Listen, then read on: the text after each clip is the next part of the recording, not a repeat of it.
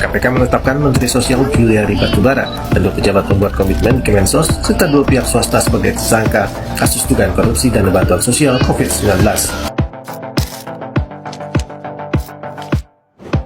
Halo semuanya, kami dari kelompok 5 kelas 1 BTGB 02 Prodi Bisnis Digital SMI Pelita Nusantara. Di sini kami akan membuat video mengenai korupsi untuk memenuhi tugas pendidikan kewarganegaraan. Dan kami akan memperkenalkan diri kami. Selanjutnya, kami akan menjelaskan materi mengenai korupsi.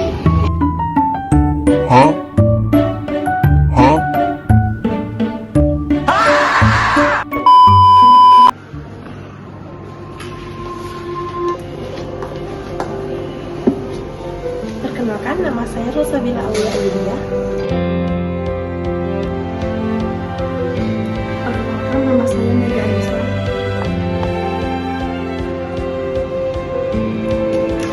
Perkenalkan, nama saya Raisa Herani.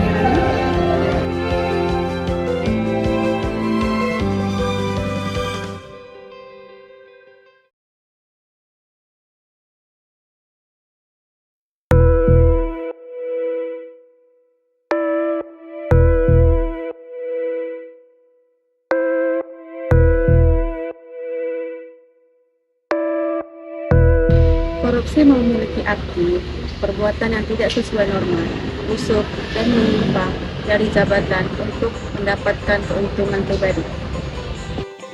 Secara etimologis, korupsi berasal dari bahasa Latin, yakni corruption atau corruptus, yang berarti merusak, tidak jujur, dan dapat disuap. Korupsi disebut ghul dalam Al-Quran, yang berarti penyalahgunaan kepercayaan atau amanah. Korupsi juga memerlukan kekerasan, degradasi, amoralitas, dan kebobrokan. Korupsi merupakan juga sebuah tindakan yang tidak sesuai dengan tujuan kehidupan bermasyarakat. Kegiatan itu bisa muncul dari berbagai penjuru, baik itu dari kalangan masyarakat biasa sampai dengan kalangan kelas negara. Korupsi dibagi menjadi 3 jenis. Yang pertama petty, yang kedua grand, yang ketiga politikal. 1.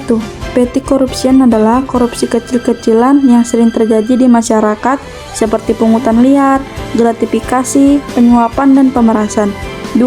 Grand corruption adalah korupsi skala besar yang merugikan masyarakat luas dan negara seperti kong kali kong antara pengusaha dan pengambilan keputusan. 3. Political corruption adalah korupsi yang menggunakan jalan politik untuk mengeruk uang negara seperti penyuapan, jual beli suara, dan nepotisme. Tahukah kamu, ada beberapa cara yang dapat dilakukan untuk mengatasi korupsi? Yang pertama, peningkatan akuntabilitas dan transparansi. Peningkatan akuntabilitas dan transparansi merupakan kunci utama dalam memerangi korupsi. Dengan mekanisme yang jelas dan terstruktur, setiap pihak yang memegang amanah dapat dipertanggungjawabkan atas tindakannya. Transparansi dalam pengambilan keputusan dan penggunaan dana publik akan meminimalkan peluang terjadinya penyimpangan. Yang kedua, melalui pendidikan dan sosialisasi anti korupsi.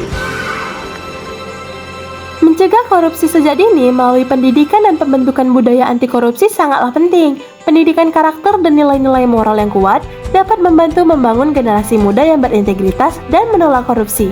Sosialisasi anti korupsi secara masif dapat meningkatkan kesadaran masyarakat tentang bahayanya korupsi dan mendorong partisipasi aktif dalam pencegahannya.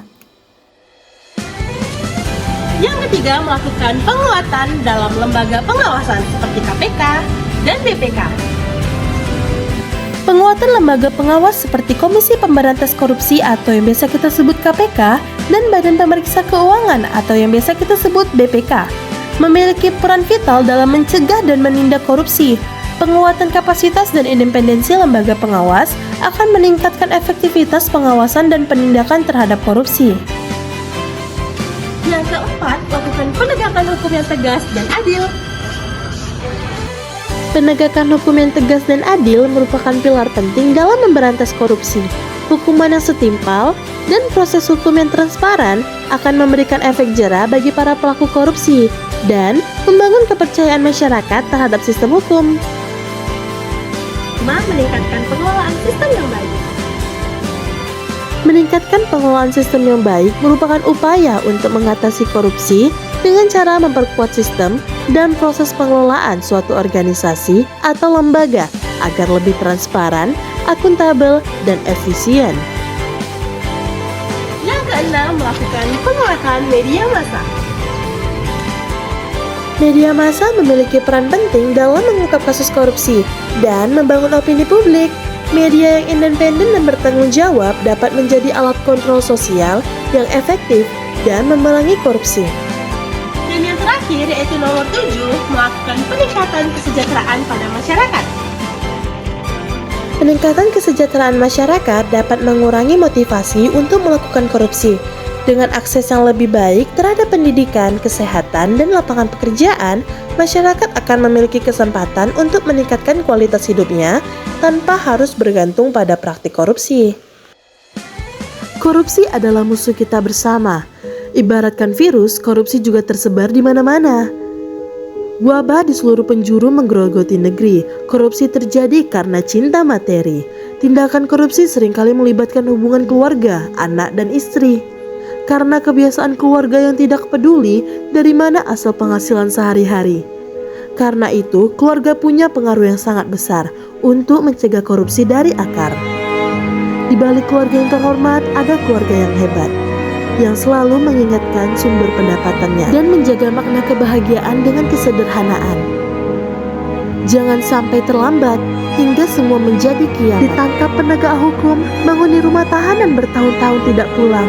Melihat keluarga dari kejauhan, rasa sesal yang berkepanjangan. Karena itu, mulai cegah korupsi sejak dini.